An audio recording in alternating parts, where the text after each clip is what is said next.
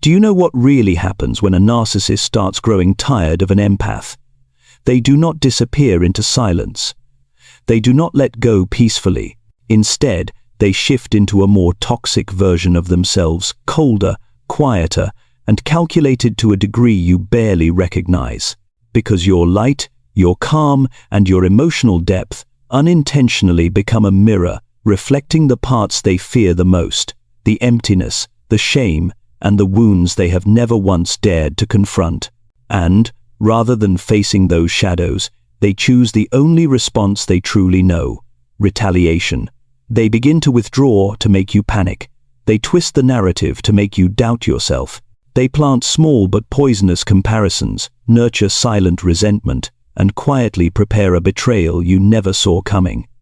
This is not strength, it is the clearest evidence that they have never had the courage to face themselves. When a narcissist loses interest in you, they do not leave immediately. They break you first, layer by layer, breath by breath. They push you into self-blame, into shrinking yourself, into living in the fear of losing them. And the painful irony is this: the deeper you love, the more easily you become the mirror they want to shatter. That is why today we need to address this openly, not to frighten you, but to wake you up. In today's video, we will break down every step they take, and why you need to see it clearly right now. And from this point forward, we step into the very first mechanism they use, the one that sets everything else in motion. The first tactic: emotional withdrawal. When a narcissist begins to withdraw, you must understand this: it is never random exhaustion, nor is it a genuine need for space or time to think. Their withdrawal is a strategy, a calculated behavior, a silent punishment designed to test your reactions and measure how dependent you have become. And tragically, for an empath, someone who breathes through connection, this is the deepest cut of all. Their silence is not a closed door, it is a half-open one, enough for you to see hope, never enough for you to step inside. They pull back so you fall apart, so you spiral into questions, hundreds of them. What did I do wrong? Am I too sensitive? Am I not enough? And the moment you doubt yourself, they gain control. You begin accepting the crumbs of affection they leave behind, a rare message, a fleeting touch, a gentle word that conveniently appears right when you are about to give up. You convince yourself that this is better than nothing, because losing even a fragile thread of connection feels unbearable. Meanwhile, they watch from a distance as you shrink, weaken, and fold into the fear of being abandoned. What makes this cruelty worse is that, in front of others, they are still charming, still kind, still flawless. Only behind closed doors do you see the cold, detached version reserved for you alone. Their silence is not born from pain, it is born from power. But here is the truth you must hold on to. Their withdrawal does not define your worth.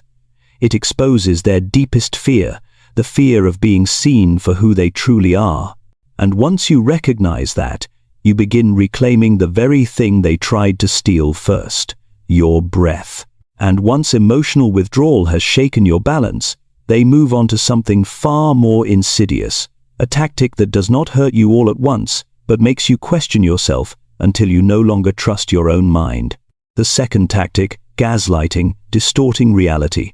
Gaslighting never begins with big confrontations. It always starts with small details, subtle enough to overlook, sharp enough to disrupt your inner clarity. A simple line: "You remembered it wrong?" A small dismissive laugh? A cold glance that makes you second-guess yourself. And from those tiny fragments, your reality begins to unravel. A narcissist does not deny once. They deny systematically, gradually, consistently. Slow enough to avoid resistance, deep enough to dismantle your intuition. You remember a conversation vividly, but they look straight into your eyes and insist they never said it. You feel hurt. They say you are too sensitive. You are upset because you were abandoned. They accuse you of being controlling. Within weeks, you are trapped in a double reality, where your heart says one thing and their words say another. The danger of gaslighting is not the denial, it is the repetition. One denial frustrates you, 100 denials make you believe you truly were wrong, and once you doubt yourself, They no longer need to control you. You hand them the control willingly. Empaths live through intuition, but when that intuition is numbed, you become a ship without a compass drifting in a midnight ocean. The paradox is this: you begin relying on the very person distorting your reality to tell you what is real. You ask them whether your memory is accurate. You ask them whether your own feelings are valid, and in that moment, they hold complete power. But gaslighting has one fatal weakness. It only works when you do not trust yourself. The moment you begin documenting the truth, reaching out to objective people, and acknowledging that your emotions make sense and your confusion is not a flaw, the entire manipulation begins to crack. The moment you say, "I trust myself," the power slips from their hands. Not because you defeated them, but because you stopped playing the game they built. After they have made you doubt your own intuition, they move on to a tactic that wounds in a different way, not through loss, but through comparison. The third tactic, triangulation, introducing a third person. Nothing cuts deeper into an empath than the feeling of not being enough. And a narcissist understands this with frightening precision. They do not need to betray you, they only need to suggest that they could, a name dropped at the perfect moment. A co-worker who is so kind, an ex who used to understand them better, or a casual cold remark, "Other people can do it, why can't you?" These seemingly harmless lines strike like an invisible blade. Soon, you stop seeing yourself through your own eyes. You start viewing yourself through theirs, a lens that magnifies your flaws and shrinks your worth. You begin asking, am I attractive enough? Interesting enough? Smart enough? And the moment you compare yourself to a shadow, they have already won. Triangulation is the game of manufactured scarcity. The third person often does not even exist. Sometimes they are a name fabricated on the spot, a story inflated, or an old memory revived at the exact moment you feel insecure. A narcissist does not have to cheat to hurt you. They only need to plant the fear that you are replaceable. And from that moment on, you become the one punishing yourself. The tragedy is that empaths do not respond with anger. They respond with effort. They love harder, understand more, sacrifice more, desperately trying to prove they deserve to stay. But in this game, you can never win. Not because you are lacking, but because the rules were built to keep you feeling that way. Once you see triangulation for what it is, you realize that real love never turns you into a backup option. Real love does not ask you to compete for worth. Real love does not make you fight shadows. Triangulation does not expose your flaws, it exposes their emptiness, their fear, and their profound insecurity. And after they have pushed you to compete with shadows that never existed, the narcissist moves into an even deeper layer of toxicity, one where your best qualities become weapons used against you. The fourth tactic, silent resentment. When kindness is mistaken for weakness, the cruel irony in relationships with narcissists is this: the very qualities that once drew them toward you, your gentleness, empathy, forgiveness, and emotional endurance, eventually become the things they grow to despise. When you love with an open heart, they do not feel cherished, they feel exposed. Your sincerity highlights their emptiness. Your kindness reveals their emotional coldness. Your ability to forgive forces them to confront a truth they hate, their own inadequacy. And instead of rising to meet your light, they choose the easier path, dragging you down so they no longer feel small. Their resentment does not erupt in shouting or dramatic confrontations. It simmers like molten lava beneath the surface, hot, dangerous, and waiting for a crack to escape. It shows up in the sighs they give when you try to explain, in the icy stare when you share your true feelings, in the sharp comments, "Why are you always so weak?" or "You forgive too easily, that's why no one needs to try for you." The more wholeheartedly you love, the more they devalue you. The gentler you are, the harsher they become. The more you forgive, the more they label you as easy to control. Eventually, you catch yourself wondering, is my kindness the problem? Am I wrong for caring too much? And that is exactly the narrative they want planted in your mind. But the truth is the complete opposite. Their resentment does not prove your weakness, it exposes their fear. Fear of your light, fear of your authenticity, fear of the emotional depth they can never reach. An unhealed soul will always feel threatened by genuine kindness, because it forces them to see the fractures within themselves. Once you understand this, the self-blame stops instantly. You realize kindness is never the flaw, and instead of dimming your light to fit their shadows, you begin protecting it, because that light has always been your strength, no matter how hard they tried to make you doubt it. After your kindness has been twisted into a flaw, the narcissist moves on to an even subtler tactic, one that does not break you with a single blow, but wears you down through small, steady cuts. The fifth tactic, silent sabotage, the quiet cracks.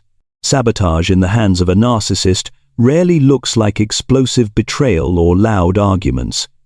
It appears in quiet, almost invisible forms. An item that suddenly goes missing. A promise accidentally forgotten. An anniversary they somehow didn't remember. A dismissive comment that minimizes something you worked hard to achieve. Each of these tiny details is like a drop of water, small, soft, but persistent enough to carve into stone over time.